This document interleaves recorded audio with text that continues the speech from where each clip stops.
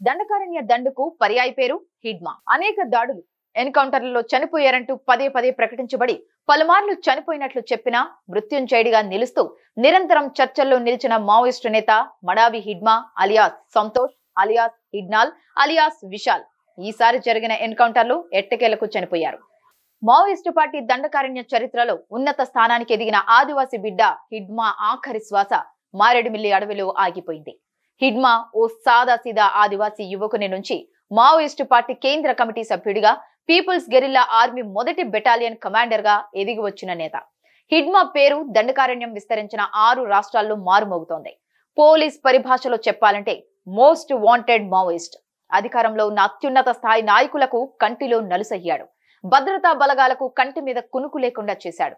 హిడ్మాపై ₹1 కోటి రివార్డు ఉందంటేనే ప్రభుత్వాలు భద్రతా బలగాలకు సింహ స్వప్నమయ్యారు అనడానికి నిదర్శనం. ఆదివాసీ గిరిజన తెగలు సాధారణ స్థాయి నుంచి మావోయిస్టు పార్టీ అత్యున్నత కమిటీ కేంద్ర కమిటీ వరకు ఎదిగి వచ్చిన నేత. మిలిటరీ వ్యూహ ప్రతివ్యూహాలే కాకుండా గెరిల్లా దాడుల్లో ఆరితేరిన అందివేసిన చేయి.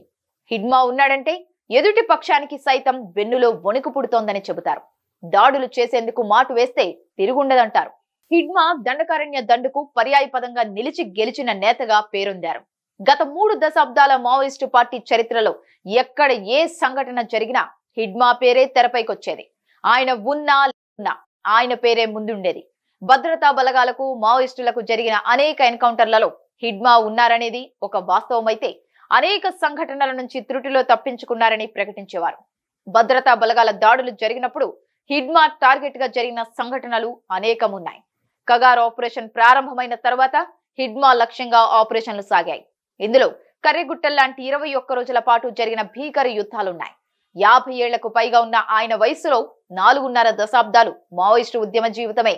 ఇందులో సగానికి పైగా యుద్ధ జీవితమే సాగింది. మావోయిస్టు సెంట్రల్ మిలిటరీ కమిషన్ లో హిడ్మా కీలక వ్యక్తి. ఇక బస్తర్ డివిజన్ లో హిడ్మాకే తుది నిర్ణయాధికారం ఉంటోంది. హిడ్మా అడవిని విడిచి అరుదుగా బయటకు వస్తాడనే పేరుంది. ఈ కారణంగానే ఆయనను ట్రాక్ చేయడం కష్టమంటారు. అనుక్షణం అప్రమత్తతతో వ్యవహరించే హిడ్మా ఈసారి అడవిని విడిచి ఆంధ్రప్రదేశ్ లోని ఓ షెల్టర్ లో పట్టుబడినట్లు సమాచారం. ఛత్తీస్గఢ్ అటవీ ప్రాంతంలో నెలకొన్న పరిస్థితుల్లో ఆయన మకాం మార్చినట్లు చెబుతున్నారు. హిడ్మా టీం మెంబర్లు 27 మందిని విజయవాడలో పోలీసులు అరెస్టు చేయగా హిడ్మా మాత్రం మారేడుమిల్లి ఎన్కౌంటర్ లో మృత్యువాత పడడం ఈ అనుమానాలకు తావిస్తోంది. ఈ ఎన్కౌంటర్ పై అనేక అనుమానాలు వ్యక్తం చేస్తున్నారు.